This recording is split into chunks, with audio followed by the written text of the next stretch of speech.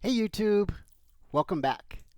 In today's video, I'm going to be sharing about a trip that my mom and I took to the world-class Albuquerque Zoo slash Biopark yesterday. I'm going to share about some accommodations that I feel would have made the day better for my autism and ADHD. Then I'm going to go on to share about something that I learned about giraffes and their rapid decline in population. It's an emergency. But before we get started, I'd like to take a moment to ask you to please hit the like button and subscribe to this channel. I'm terrible. To get a little bit of context for the story on the accommodations that I feel would have helped me at the zoo yesterday, I'll just start with this. I'm absolutely terrible at computers, and they cause me to have stress, anxiety, and sometimes full-blown meltdowns. I could learn to use computers, but I can't deal with the way they work, changing with every update. What was once here is now there in some unmarked drop-down list, and the page looks different. When I was little, I used to get thrown for a loop when the teacher did something as simple as rearranging the furniture in the classroom. I would walk in, and it's like, where do I sit?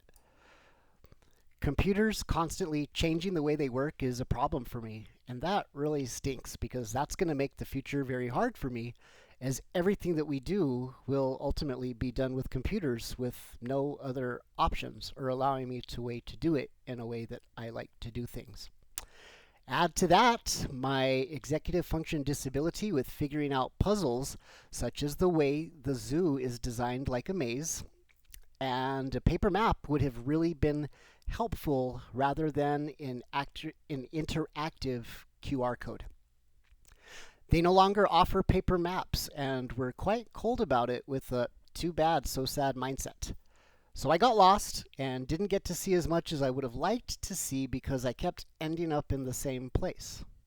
Good thing my mom is with me. Between the two of us, we can usually put both of our brains together and find our way around. But we did keep ending up in the same place due to it being designed like a maze.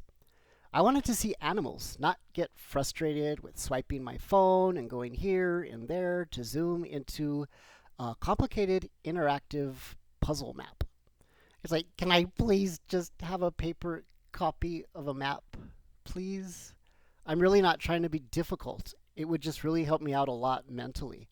Plus, my old phone is full on storage, so the apps don't work right. And no, I don't want a new phone yet because I'm used to the way this one works, and I don't want to have to learn a new one. I use my phone to make phone calls, look up things, check my email, and send text messages. That's all. I wanted to enjoy my day at the zoo, not constantly interacting with my damn stupid phone. Also, getting lunch was difficult because the employees kept giving me really fast instructions, just kind of barking at me to order with my phone. I really just wanted to order a hot dog and fries, not figure out a puzzle on my phone for the next 20 minutes. So ordering lunch was complicated, and when I asked for help, the young staff rolled their eyes at me, and even more so when I chose to pay with cash.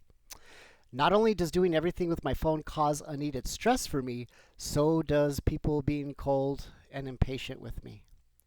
Autism awareness, acceptance, and celebration has a long, long, long way to go in this society. Now, I was wearing my autism neck tag, and I did specifically ask for accommodations, and when I did that, the attitude did change, and the young employee became much more helpful at that point. I think it was a learning experience for both of us. That's all I asked, and I was happy when they became more helpful.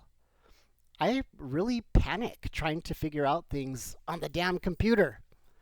It takes me an hour to do something simple on the computer, if I'm lucky, and it really, really stresses me out because it's like I panic.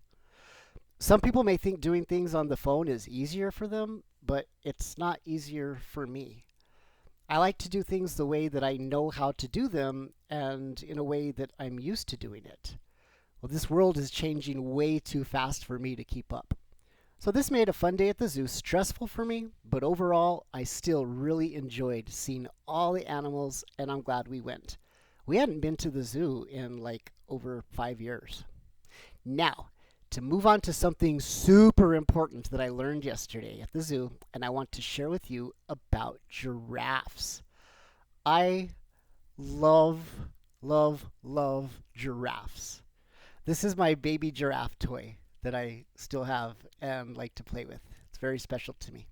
My mother has always reminded me of a giraffe. Like, if my mom was an animal, she would definitely be a giraffe. I mean, even her voice sounds like a giraffe to me in my mind. So, the tallest animal in the world is disappearing without much notice at all, and scientists aren't sure exactly why this is happening. Even though there have been drastic declines in giraffe populations in the last 20 years, this loss of giraffes has not gained the amount of attention and conservation efforts that elephants and rhinoceroses have had. In 1999, the International Union for Conservation of Nature, the IUCN, estimated that the total population of wild giraffes to be roughly 140,000 individuals.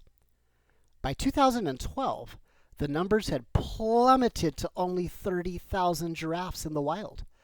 That's a loss of 43% in just over 1 decade. What in the hell is going on?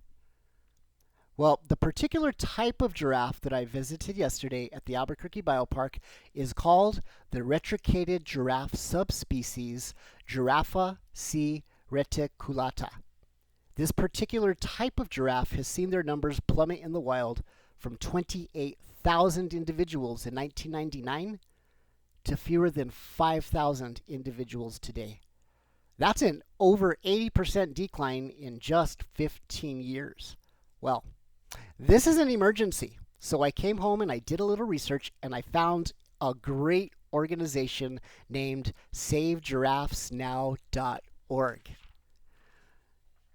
And so this is their website.